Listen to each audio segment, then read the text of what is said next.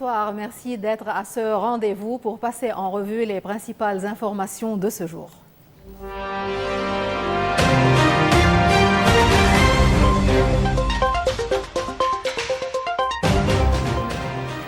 En réponse aux récentes déclarations du ministre israélien des Affaires étrangères, Gideon Sa'ar, le président de la République, Joseph Aoun, rejette toute perspective de normalisation avec Israël, soulignant que la priorité reste une paix durable sans renoncer aux droits du Liban sur son territoire occupé.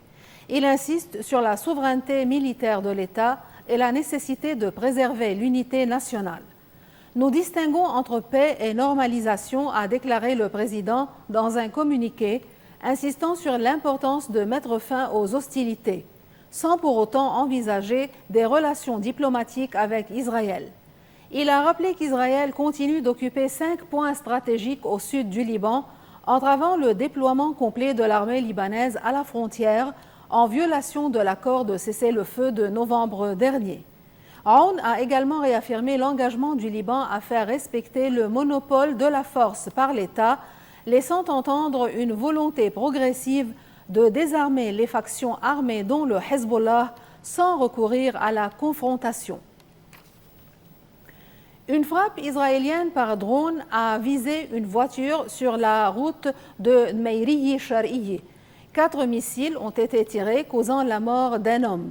Aussi, une patrouille israélienne a franchi la ligne bleue dans les environs de Kfar Shouba, avançant de 400 mètres et ouvrant le feu sur des bergers libanais sans faire de victimes. Plus au sud, une autre incursion s'est produite à Blida. Les soldats israéliens ont pénétré de plus de 800 mètres dans la zone agricole de Rassouni, détruit une salle civile et lancé des bombes incendiaires sur le site. Réunis au palais présidentiel de Baabda sous la présidence du chef de l'État Joseph Aoun et en présence du Premier ministre Nawaf Salam, le Conseil des ministres a entériné des nominations majeures, notamment dans le secteur financier, marquant un tournant institutionnel attendu depuis des mois. Parmi les décisions phares, le juge Maher Shaito est nommé procureur général financier, tandis que Mazen Swade prend la tête de la commission de contrôle des banques et Elissar Nadaf Jaja est nommé PDG de Télé Liban. Ces nominations ont figuré dans un ordre du jour de 31 points, dont le très attendu point 13 portant sur les postes vacants dans les institutions clés.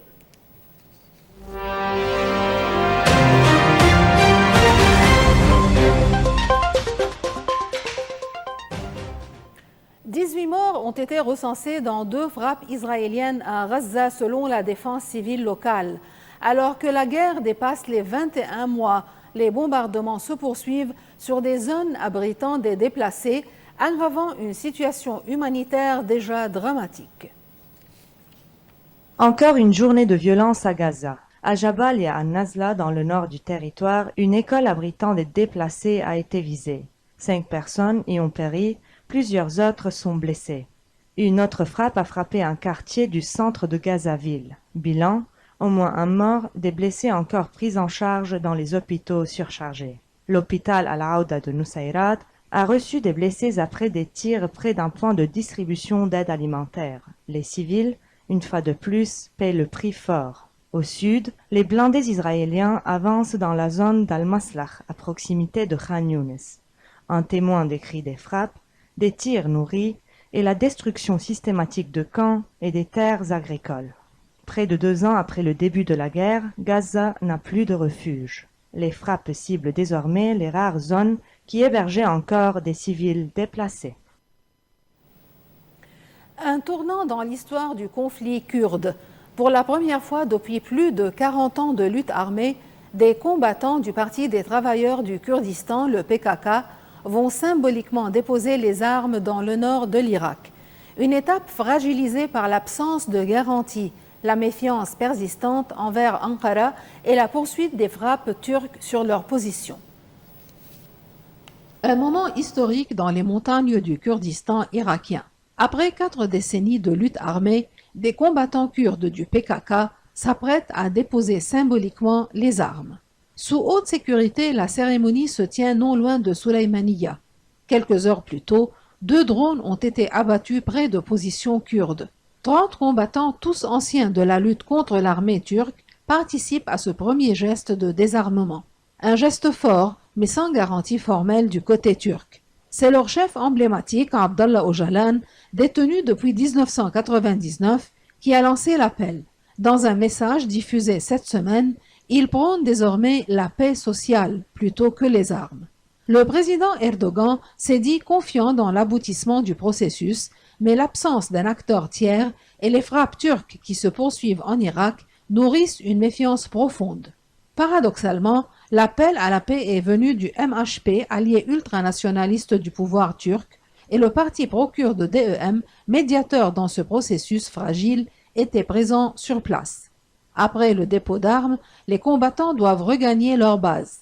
Mais l'avenir reste incertain. Leur sort, comme celui d'Öcalan, pourrait peser lourd sur la suite du processus. Ce premier dépôt d'armes est un symbole fort, mais pour qu'il ouvre réellement la voie à une paix durable, la confiance devra se construire sur des actes et pas seulement sur des mots.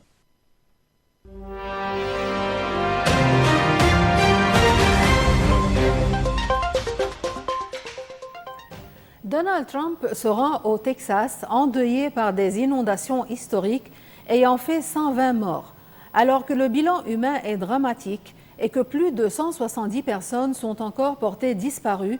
Les critiques pleuvent sur la gestion de crise des autorités locales et les réformes fédérales ayant fragilisé le système d'alerte. Des scènes de désolation au cœur du Texas. Une semaine après les inondations meurtrières du 4 juillet, le président Donald Trump se rend sur place dans un état encore sous le choc. Le bilan est lourd, 120 morts dont 36 enfants. Le comté de Kerr est le plus durement frappé. À Hunt, un camp de vacances pour jeunes filles a été submergé. 27 enfants et moniteurs y ont perdu la vie. Donald Trump arrive à Houston. Il promet l'aide fédérale, malgré les critiques sur les coupes budgétaires qui ont fragilisé les services d'alerte et la FEMA, l'Agence nationale des secours. Le gouvernement affirme que la réponse fédérale a été rapide et efficace. Pourtant, selon plusieurs médias américains, les secours auraient été freinés par une nouvelle règle budgétaire. La gestion locale aussi est pointée du doigt. À Hunt, l'alerte code rouge n'a été envoyée qu'à 6 heures du matin, 2 heures après la première demande des pompiers. Trop tard pour sauver des dizaines de vies. Plus de 2000 secouristes continuent de fouiller les décombres. 8 jours après la catastrophe, 170 personnes sont toujours portées disparues. L'espoir de retrouver des survivants s'amenuise. Sur le terrain, Trump tente de montrer son empathie. Mais l'émotion laisse vite place aux questions. Le drame du 4 juillet aurait-il pu être évité? Le Texas pleure ses morts et demande des comptes, le temps du deuil, mais aussi celui des responsabilités. Et maintenant, la page hebdomadaire des événements culturels de la semaine avec l'agenda culturel.